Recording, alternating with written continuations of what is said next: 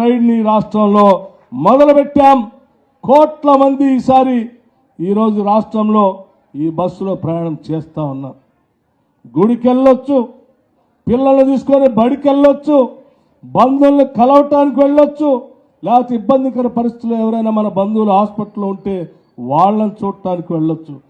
ఎక్కడికి వెళ్ళినా ఈ రాష్ట్రంలో మహిళలందరూ కూడా ఉచితంగా ప్రయాణం చేసేటట్టుగా ఏర్పాటు చేసినటువంటి కార్యక్రమమే ఆర్టీసీ బస్సులో ఉచిత ప్రయాణం మహిళలందరికీ కల్పించాం.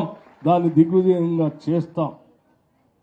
అట్లాగే మనందరికీ తెలిసిందే, వైద్య అవసరాల కోసం ఈరోజు పెరిగినటువంటి ఖర్చులను దృష్టిలో పెట్టుకొని 10 లక్షల వరకు రాజీవ్ ఆరోగ్యశ్రీ కార్యక్రమాన్ని ప్రతి కుటుంబం, అర్హత కలిగిన కుటుంబం సంవత్సరానికి 10 లక్షల వరకు వాడుకునేటట్టుగా రాజీవ్ ఆరోగ్యశ్రీ కార్యక్రమాన్ని పెంచాం. ఇప్పుడు చేసేటువంటి మిగతా కార్యక్రమాలు ఈ అప్లికేషన్లో చాలా స్పష్టంగా మెన్షన్ చేశాం.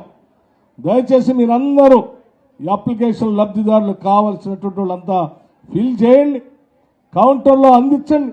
వీటన్నిటిని కూడా భద్రపరిచి తప్పనిసరిగా మీ అందరికీ అర్హత కలిగినటువంటి వాళ్ళందరికీ ఈ కార్యక్రమాలు అంది వచ్చేటట్టుగా చేసే బాధ్యత ఈ ప్రభుత్వానిదని మీ అందరికీ సవినయంగా మనవి చేస్తూ కార్యక్రమంలో పాల్గొనడానికి వచ్చినటువంటి మీ అందరికీ లబ్ధిదారులకి, అట్లాగే ఈ అబ్దుల్లాపూర్ మెట్ ఈ ప్రాంతాన్ని నేను ఆ రోజు పాదయాత్రలో భాగంగా ఇక్కడ కూడా వచ్చాను.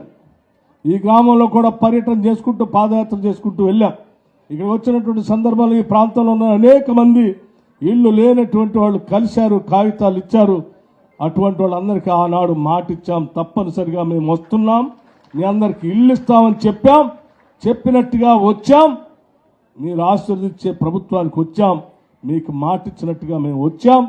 రావటమే కాదు, మీ దగ్గర అప్లికేషన్ తీసుకొని భవిష్యత్తులో ప్రతి ఇంటికి 5 లక్షల రూపాయలు శాంక్షన్ చేయబోతున్నాను కూడా మీ అందరికీ సవినయంగా మనవి చేస్తూ కార్యక్రమాన్ని ఇంకా కొనసాగించవలసిందిగా